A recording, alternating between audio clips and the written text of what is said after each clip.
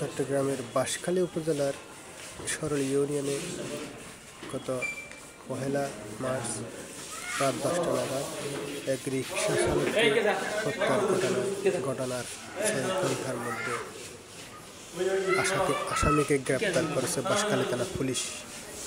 সে খুব দ্রুত সময়ে হত্যা করে চট্টগ্রামের আতুয়ারডিহি এলাকায় আত্মগোপন করেছিল বলে জানিয়েছে বাঁশখালী থানার আনোয়ারা সার্কেল। আজ প্রেস বিজ্ঞপ্তির মাধ্যমে বিষয়টি সাংবাদিকদের কাছে প্রকাশ করল বাঁশখালী থানা পুলিশ ও আনোয়ারা সার্কেল এসপি। সে আরো বলে,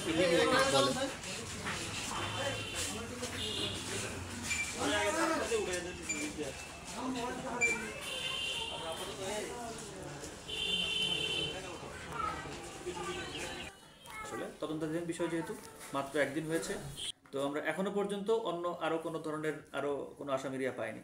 আমরা কিন্তু এই ঘটনাটা ঘটেছে রাত 10 ঘটিকায়।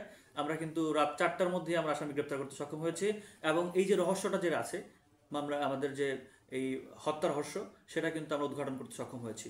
অর্থাৎ মাত্র 6 ঘন্টার মধ্যে বাঁশখালী থানা এরকম একটা ক্রুলেস একটা মার্ডারের আসামি গ্রেপ্তার, এবং যে আমাদের যে এই যে মার্ডারের যে রহস্যটা, সেই রহস্যটা কিন্তু উদ্ঘাটন করতে সক্ষম হয়েছে।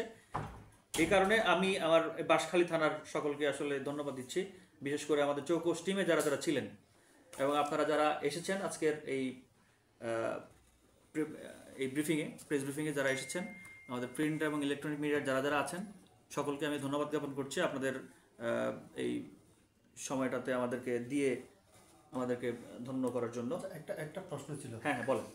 যখন আপনারা অন দ্য স্পটে গেছিলেন, যাওয়ার পরে কি আসামির মোবাইল পেয়েছিলেন নাকি যে ভুক্তভোগীর মোবাইল পেয়েছিলেন ওইখানে, যে আপনাদের সূত্র ধরে যে তদন্ত?